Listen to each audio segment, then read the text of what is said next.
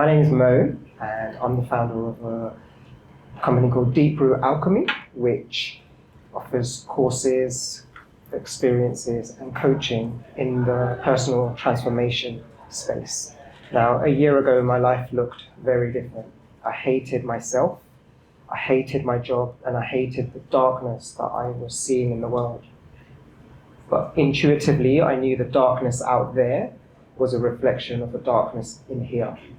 And I reached out to Melissa to help me find that darkness. And I found it, I owned it, and my life has completely transformed. In the space of the last 9 months, I have a lot of self-love. I love the work that I'm doing, and I love the potential and possibilities that I see in the world every single day. And so it's quite symbolic to be here talking about reclaiming your dark side alongside Melissa. Hello. Is that on? Take 2. Hi guys, I'm Melissa. I'm the founder of Numinity. We're an organisation that runs retreats, events, courses to help people come back to themselves. This topic is one very close to my heart. I grew up experiencing a lot of abuse, a lot of neglect, and conditioning that made me feel inherently unworthy. And this journey to reclaiming the dark side, those parts of myself that I was told were not acceptable, not lovable, has been so key to my own happiness and peace. And today we're going to share with you a little bit about what that journey looks like and how you can start doing this work yourself. So the dark side, sometimes it's referred to as the shadow, other times as the unconscious mind. But the dark side is everything that we have, that's our hidden desires, our deepest fears, and our forgotten dreams. It also has our judgments of other people, whether that's positive or negative, that we don't see in ourselves. So the shadow is everything that we deny or don't accept about us. But we are unaware of those parts. And while we're unaware of those parts, we'll be living an inauthentic life. And that inauthenticity shows up as the social masks that we wear in day-to-day life, the side of us that we project to the world. But that side of us develops from the moment that we're born, the messages we get from family, from school, from culture, from the media, from religion. But those messages we take on board as a way of fitting in and belonging, a way of being seen and heard. Ultimately, it's about survival, not just physical survival that we need as kids, like food and shelter, but social survival. And as we grow into adulthood, we take on various social roles where we conform to different standards, standards of success, standards of beauty, standards of what life should look like. And we forget who we really are. We may do things we don't want to do in the name of people pleasing, or we may not go after our dreams because we might feel we're not good enough, or we might hide our feelings and emotions for the fear of looking weak. And so reclaiming your dark side is a way of becoming authentic. And that authentic self is about being free from the cage of what life should look like, removing the conditioning, the fears, and the external need for validation, and getting connected to the truth of who we are, connecting to our true values, our true desires, and our true purpose. But why do this work? Why would anyone want to peel back the veil and look at all the aspects of yourself that you've hidden your entire life? Spoiler alert, it's not easy. It's really confronting. This is every part of yourself that you've been taught and conditioned to think is bad and ugly and will make you be rejected and abandoned. But the truth is that we can only love ourselves, truly love ourselves, when we love all of ourselves, the flawed, imperfect aspects of ourselves. They're all part of us. And until we can love ourselves, we can't really love another. Every time we encounter the parts of us that we don't like in another person, we'll find it very triggering. And we see this all the time through our judgments, our triggers. Oh God, I don't like that about that person. But really, they're the mirror. And what you're seeing is that you don't like that about yourself. So when we do this work to find those aspects of self, what we've labeled as bad, and bring it into the whole, we can live with deeper states of peace. And what a wonderful way to move through life, just being slightly less triggered. Not never triggered, because that's impossible, but much less triggered. And so the adult version of us has its roots in childhood. Now, I became the good kid, and it was only recently I realized how I developed those traits. See, my dad died when I was 2, and my mum became a widow at the age of 29 with 3 kids. My brother was 9, my sister was 7, and I was 2. And I could see, I didn't know it then, but now doing this work, I can see the distress and trauma that my mum was living with. But my brother was the rebel, always getting into fights, always having arguments, and home was very volatile. And I instinctively became the peacemaker, where I knew that if I had needs, it would potentially put my mum in even more distress. And so I intuitively learned to minimize my own needs and wants. And that then played out in adulthood, where my relationships, my career, I didn't express my wants and my needs, and I kept quiet. I was well behaved, I was compliant, I was conforming. And so some of you here might have been a different kid. You might have been the high achiever, where you might have excelled in education or sport or music, and may have received love and connection through that. And later in life, you may have pursued that high achievement, which we might call perfectionism. For some of you, it might have been being independent, where your primary carer may not have taken care of your needs, and you learn to do that yourself. And in adulthood, you might find it difficult to delegate or receive support in personal relationships. Or you may be the rebel, like my brother, who at the time, it might have been a cry for help, a cry to be seen and heard. But that defiance of authority later in life could become a non-conformist, where maintaining long-term relationships or connections may become difficult. And so that's just a snapshot of different traits. There are several more out there, but what we want to do with this work is identify what those traits are to then get to the root to create transformation.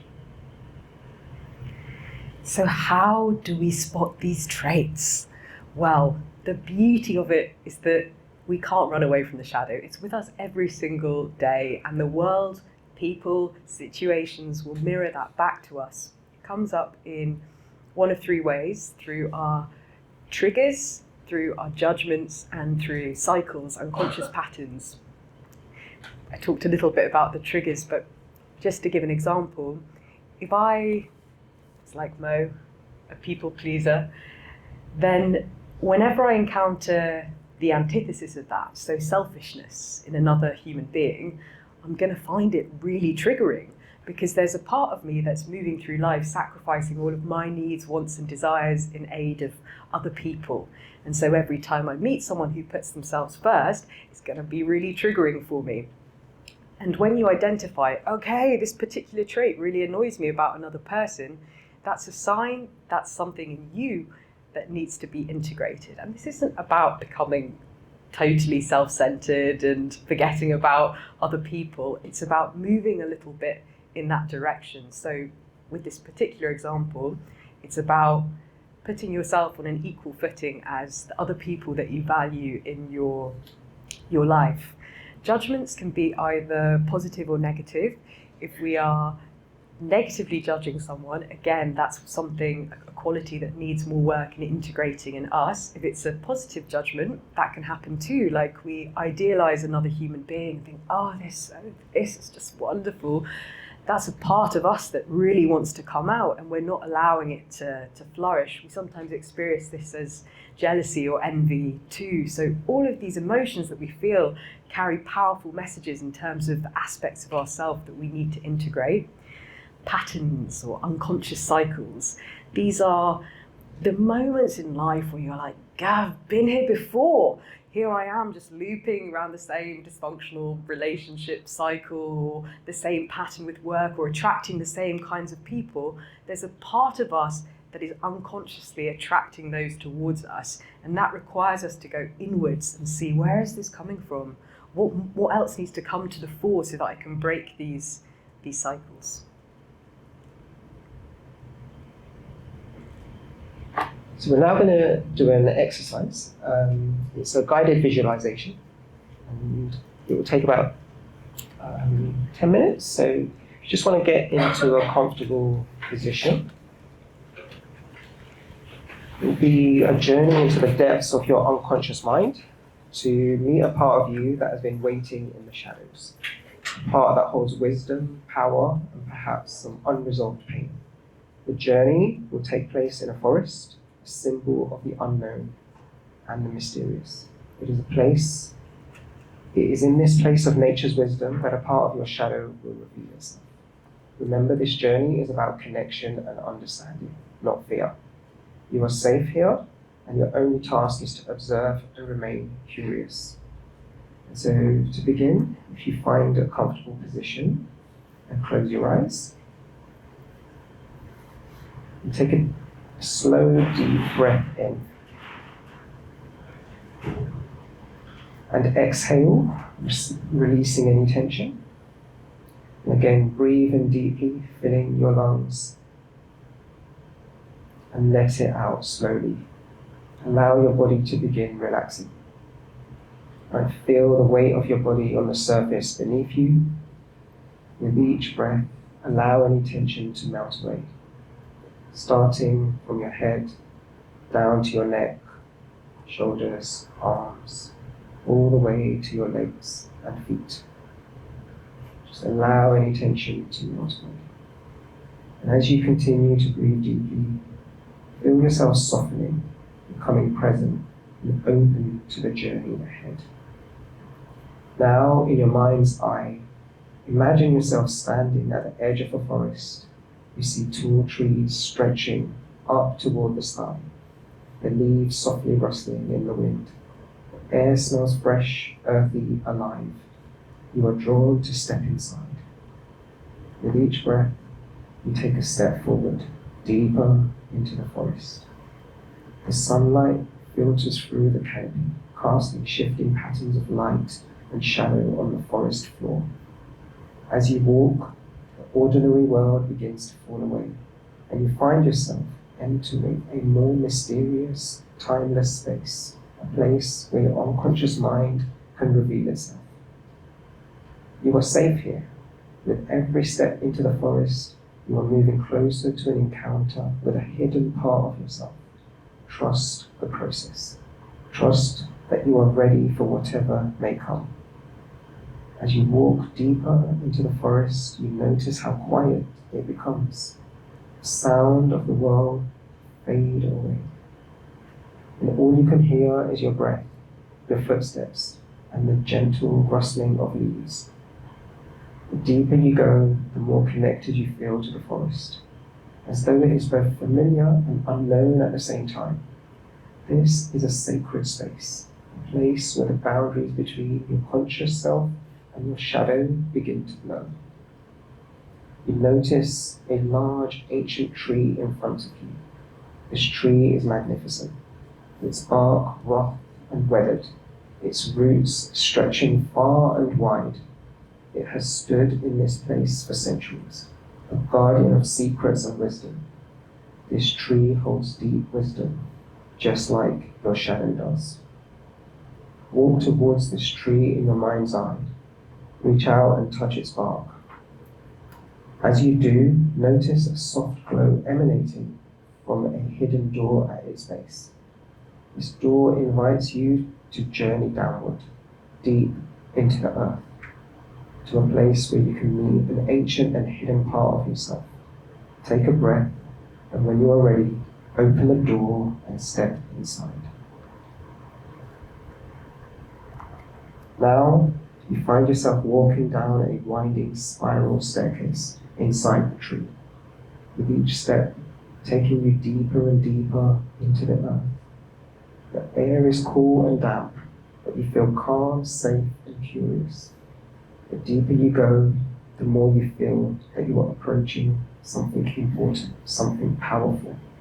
Notice the stone walls around you, the subtle flicker of light that guides your way.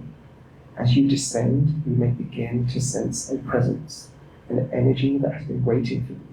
This is a part of you that exists in the shadows, a part that has remained hidden, but is now ready to be seen. Continue down, step by step, until you reach the bottom. Ahead of you is an open cavern, lit by the soft glow of the earth's heart. It is here that you will meet your shadow. Now, as you stand before your shadow, take a moment to greet it. This part of you has been hidden, but it has always been there, waiting to be acknowledged. Ask it, what do you want me to know? And listen. The shadow may not respond with words. It might communicate through feelings, images, or even silence. Whatever it offers, trust that it is exactly what you need in this moment. What does this shadow hold? What emotions or parts of yourself has it carried in the darkness? As you observe and listen, allow compassion to arise. The shadow is not your enemy, it is part of you. It may carry pain, fear, or desire, but it also holds untapped strength and insight. Take a moment to simply be in its presence, acknowledging that you see it now. Now go quiet for a few moments, allowing you to simply be in presence.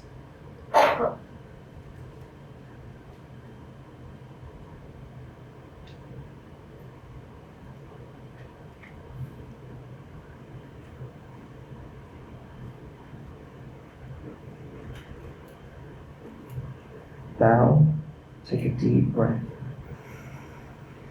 As you breathe in, imagine you are drawing your shadow into your heart. With each inhale, this part of you merges with your being, integrating into your wholeness. There is no separation. You are complete. Thank your shadow for showing up today, sharing its wisdom and presence. Know that you can return to this place whenever you need to, and that this relationship can grow and deepen over time. You are safe and you are whole.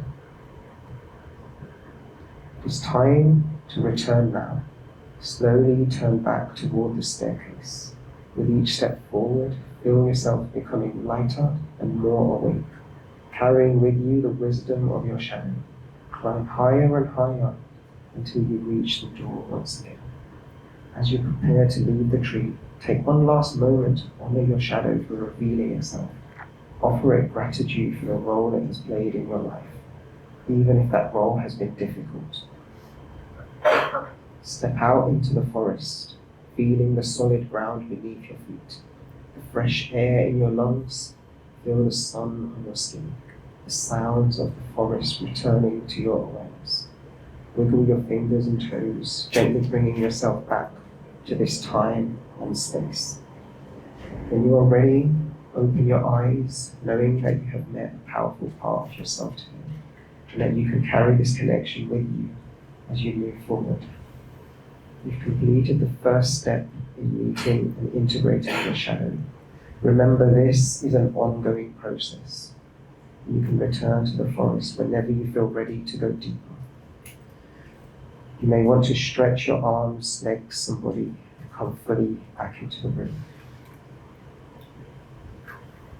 We'll now give you a few moments to make any notes, either on your phone or if you've got a notebook with you, and we can come back to those a bit later.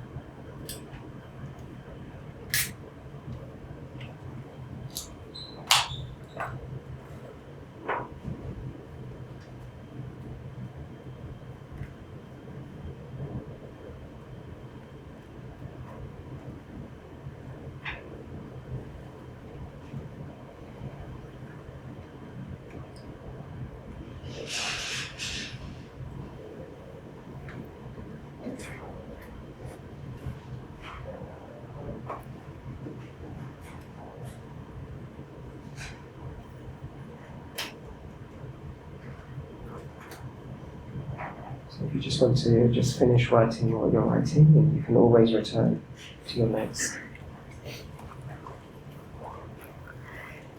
There are so many traits in our shadow, and for each person it's unique because we're all subjected to our own unique path with societal conditioning, cultural conditioning, familial conditioning, religious conditioning. So for each person it looks different. And yet, in the Western world, we live in a patriarchal society. And what that means is that every person in this room, likely, will have been subjected to some of the same conditioning. So we're going to look at today some of the traits that come up most often for people living in this type of the world. And a lot of that's to do with the masculine and the feminine, and how in this part of the world, masculine traits are praised and seen as being valuable, and traits that are typically more feminine are considered weaker and lesser. And we're actually doing a course in a few weeks' time as well about specifically integrating the masculine and the feminine shadow. So the first trait is neediness. Neediness. So in this part of the world, being a strong, confident, independent person is seen as, okay, yeah, they've nailed it. They've mastered life. We, as human beings, we used to live in community where we supported each other, we relied on each other, and that's really fallen away. Modern society, we live in this very siloed way. You might have a handful of people that you can rely on, but most people see it as a beneficial thing to be as independent as possible. And what this looks like is that we are not comfortable relying on others to meet our needs. And when we rely solely on ourselves to meet all of our own needs, we are not as strong, we don't have as fulfilled lives. And actually, what's going on quietly beneath the surface is a deep feeling of isolation and loneliness. I want to give you some very practical traits for how to integrate this trait if you identify with any of what I've just shared. Consciously push yourself to ask for help and ask other people to meet your needs. So a very small example, when you go into the supermarket, if you have neediness in your shadow, you might want something but not know where it is. But you would spend 15 minutes walking around the entire supermarket rather than ask someone there for help or to show you where that thing is. So if some of you are smiling and nodding, acknowledging, if that's you, then your homework for the integration of this task is next time you're in that position, challenge yourself. Okay, I'm going to go and I'm going to disturb this person's putting things on the shelf, but I'm going to disturb them. I'm going to ask, it's their job after all. And just doing small things like that, you increase your tolerance for doing this thing that's uncomfortable for you. When you do it in small ways, that means that the times that you need to rely on people, the bigger ways are much less uncomfortable. The universe is always giving us what we need to grow, and if we don't do this work, life will smack you around the face and to your knees so that you're forced to ask for help. So that's a good motivator. Laziness and doing nothing was very much in my shadow. My entire life was wrapped around work. I was contracted to work 35 hours, but easily doubled that without any additional pay. And if I wasn't working, I'd be running or in the gym or indulged in some kind of sporting activity. And I remember labeling or judging my colleagues for being lazy. They would be sitting in the office doing nothing, just waiting for it to hit 5 o'clock and be out the door. And I remember saying, they don't care as much about the job as I do. And it's only now I realized it was this hyper-masculine society of hustle culture. What capitalism is all about is like producing value. And I was in my wounded masculine where I was wanting to prove myself with being more, with having more, with doing more. And it was only when I got diagnosed with a stage 4 bowel cancer that I was literally forced to do nothing. I'll be at the hospital, they'll connect me with a bottle of chemo and send me home, which would take 48 hours to infuse, and I'll be lying on the couch, literally no energy to even concentrate. No, like sometimes watching TV was even that much of a challenge. And so it was through that experience I began to create a new relationship with the idea of rest and relaxation and rejuvenation, some of the more healthy feminine qualities that the hyper-masculine world doesn't really appreciate. And so how do we bring this idea of laziness and doing nothing out of the shadow into our daily lives?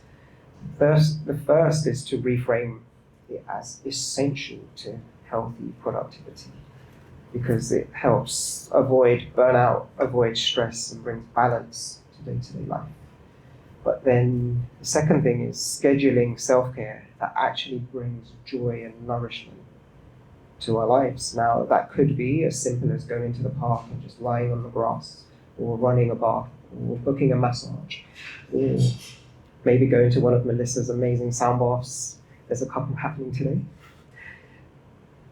And if you're feeling more adventurous, there's a new practice that I've started called microdosing silence, where I'll just sit every single day with no phone, no music, no book, no food, not even meditation, just sitting in silence. Now, it began like 10 seconds. And I'll challenge anyone to try that and just see what happens and see how long you can go on in that silence. And if you do, I'll be intrigued to find out what you observe. It's amazing that I picked to speak about this and I had some fresh material for it on my way here today. This trait it's an emotion that for so many people is repressed, because anger is a bad, a negative emotion. But what happens when we repress it is that either we become very passive aggressive and it kind of projects and spills out in these passive ways onto other people in our life, or we're very calm until we're not, and then it explodes out of us.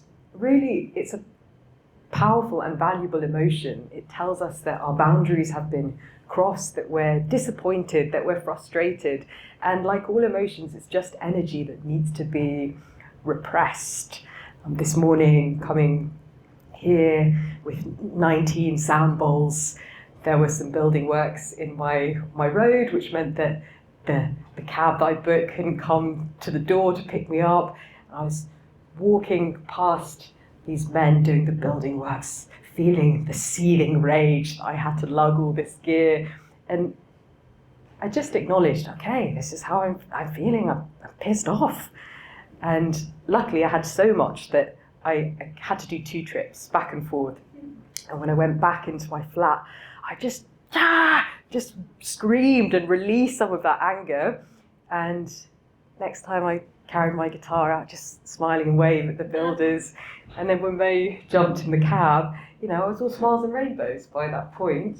But if you don't acknowledge and release and express, and by release and express, I do not mean at the person who's caused you to be frustrated, but just let it out, then that will spill into other areas of your life. And like all things, what we repress into the shadow derails our life at the most inopportune moments.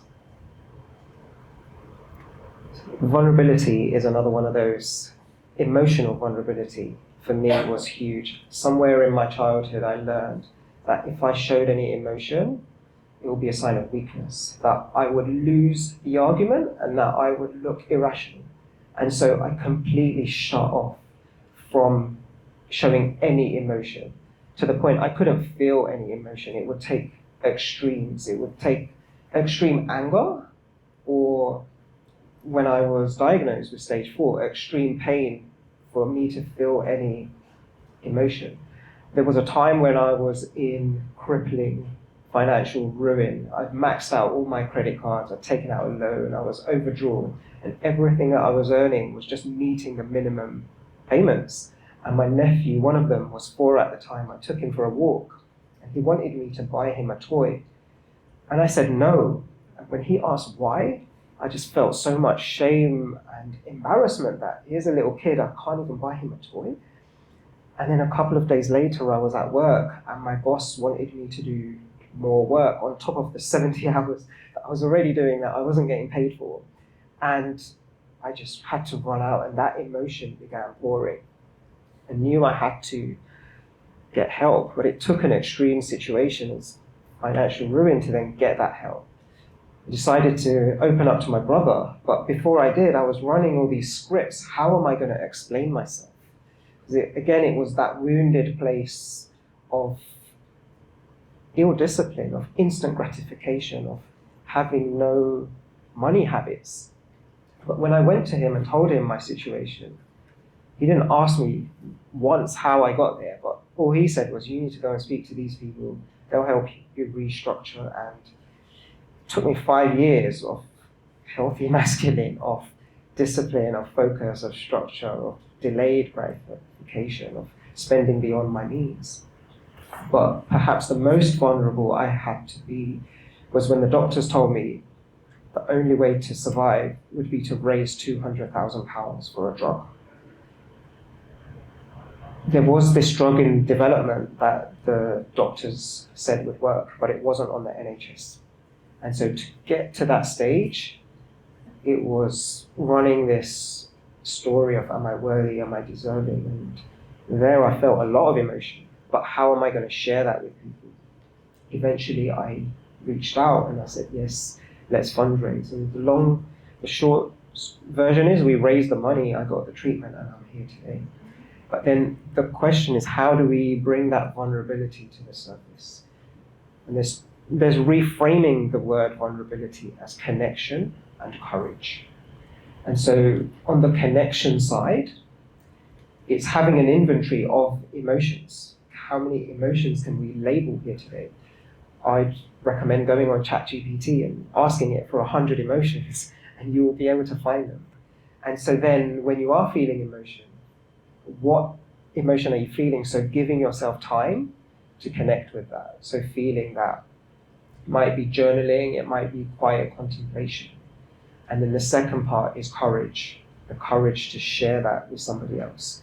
And so it might be someone you trust, a friend, a mentor, a coach, a therapist, or perhaps a sharing circle. And so it's twofold, connecting with yourself and the emotion, and then the courage to share. Now, we've only covered 4 traits in the shadow. There are hundreds. We wanted to give you a flavor, and later we're going to offer you a quiz you can take where we ask different questions that look into your shadow and also the masculine and feminine, because a lot of the integration is connecting with the healthy and the feminine in the healthy versions. But now we've got some time for questions. Whether you want to ask about what came up in the shadow exercise, or if you have any other questions about what we've shared, we've got about 10 minutes for that.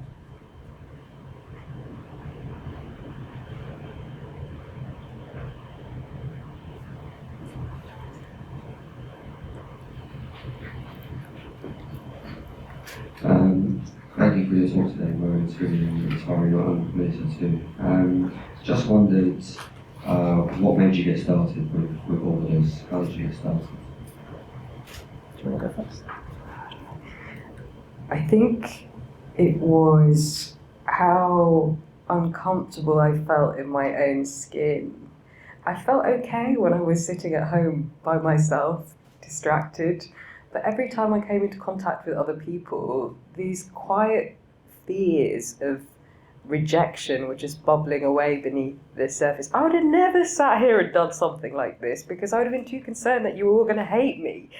And that was because there were so many parts of myself that I thought were not acceptable or not lovable or were going to lead to me being rejected. And really just the motivation of realizing the more of this work you do, the more at peace, at ease you feel in the world, in any kind of situation, whatever's going on, because that relationship you have with yourself is so fundamental. And when that's good, a lot can go on and it doesn't rock you at your core in the same way. So I think, like many things, deep unhappiness.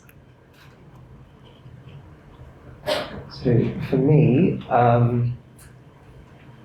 my previous career was in the coaching and personal development space, but working with students. And I love my job. I spent so much time there. But then I got diagnosed with a stage 4 bowel cancer. That was in 2014. Completely changed my life. I was told I was going to die. I had to raise a lot of money to survive. And it's a miracle I'm here today. But then last year, one of the side effects from the drug meant I had to be in hospital for a surgery. And the doctor said it was going to be a 3 to 10 day stay. But it turned out to be 40 days, where I have this stoma, which is a bag that collects my poo. That was because of the bowel cancer, they had to take it out. But that was blocked, and I was on a liquid diet for 40 days. I came out, it got blocked again, I had to go back in for a second operation. So in the space of 3 months, I was in hospital for 61 days on a liquid diet. I came out and I was working, and I was a property agent, and every single stereotype I was becoming. For me, my word is my bond, is that the expression? But being a property agent, it was the complete opposite. I had to lie, and then the switch went off. I didn't do everything to survive to help greedy landlords make more money. And so greed is one of those in my shadow. I've been reluctant to bring it up, but I'm working on it. But when that switch went off and the global situation, the wars, the genocide, I knew that, how do I heal that? I could, how many number 1 hits have come from a place of pain? Pain is a great tool for creativity, so I could have channeled it creatively. I could have wallowed and just shared lots of sadness in the world, but I knew there's a collective shadow, and for me to heal the collective, I need to heal myself.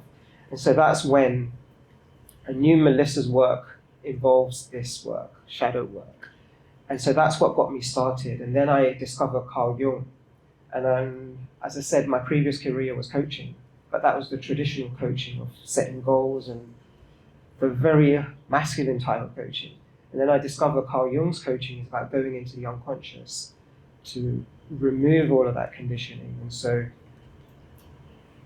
a year later, I'm qualified as a Jungian coach, set up a business. I quit that job back in December, and yeah, that's how I got into it. Thank you.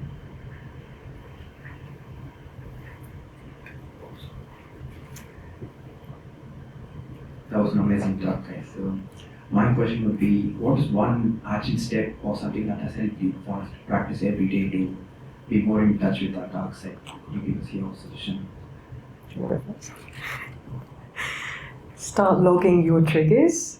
Every time something disturbs your peace, write it down, and then really dig into what is it about this person, this particular situation that has disturbed my peace. And usually in that there'll be a core trait, and that core trait is the part of your shadow that needs to be integrated. Take the trait, look at the antithesis of that trait. So I gave the example of people-pleasing, selfishness, and then realize that I've got to move a little bit in that direction. You'll have a lot of resistance because your ego has labeled that particular thing as bad, but it's not about going right to the opposite extreme, it's about moving in that direction. It's quite formulaic in this way. Life will continue to just keep mirroring back the things to you until you get it. Thank you. I've got nothing more to add to that. I think there was a question at the front. It was very similar to what Okay. was just asked. It was about the mirroring. So Yeah. thanks for answering that. Any others? Yeah, I think we have time for more.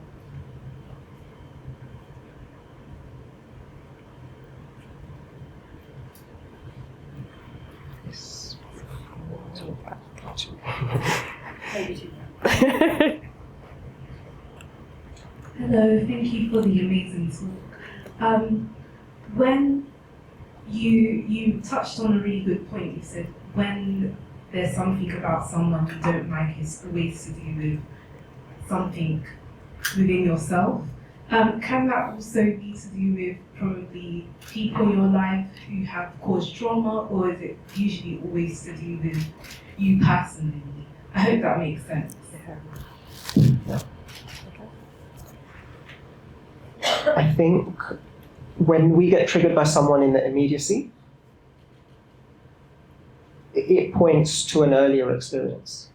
And so everything that happens now is trying to heal one of those earlier wounds. And so as I shared earlier, that the adult version of us has its roots in childhood. And so at the time when that happened, our conscious mind did everything to keep us alive, to survive that particular trauma, whether it's trauma with a big T or a small t, it did that. And so I think, yes, it's pointing to an earlier experience, if that makes sense. And if you have people in your life who've been overtly toxic or abusive or dysfunctional, it's not to say that when they trigger you, that's for you to work on and integrate.